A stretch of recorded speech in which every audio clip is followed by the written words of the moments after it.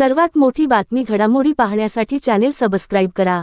अजित पवार यांचे सुपुत्र जय पवार हे बारामती पोटनिवडणूक, पवार कुटुंब आणि विमान अपघात अहवाल या विषयावर मोठा दावा केला आहे। जर विरोधकांना लढायचं असेल तर त्यांनी लढावं। बारामतीकर या निवडणुकीत काय करणार हे सर्वांना माहीत आहे असं जय पवार बोलले आहेत। अजित पवारांशिवाय कधी लढावं लागेल असं इमॅजिन केलं होतं का?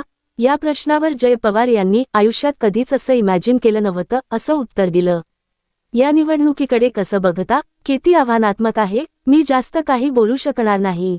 मी भावनिक आहे। मला सगळ्यांसमोर बोलायच नाहीये। तुम्ही पत्रकार परिषद घेणार होता, ती लांबणीवर जाते। काय कारण आहे? त्यावर जय बोलले की काही कारण नाही। जे मुद्दे मला बोलायचे होते ते रोहितदादांनी कव्हर केले। जोपर्यंत फायनल अहवाल येत नाही तोपर्यंत उगाचच लोकांच्या मनात मतभेद करायचे नाहीत।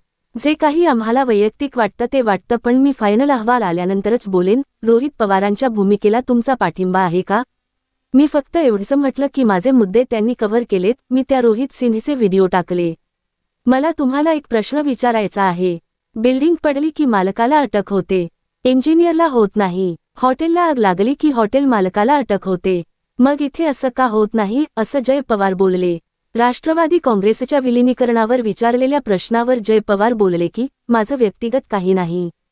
मी खूप छोटा आहे। पार्थ असेल, वहिनी असतील, पक्षाचे ज्येष्ठ नेते ठरवतील विलीनीकरण व्हावं असं वाटतं का? या प्रश्नावर जय पवार बोलले की कुटुंब म्हणून आम्ही एकत्र आहोत। आम्ही परस्परांशी बोलतो। दादा गेल्यानंतर सगळं पवार कुटुंब एकत्र आलं। राजकारणाचा जो भाग आहे त्यावर मी संभाषण करणं योग्य वाटत नाही। त्यावर पक्षातले वरिष्ठ नेते बोलतील।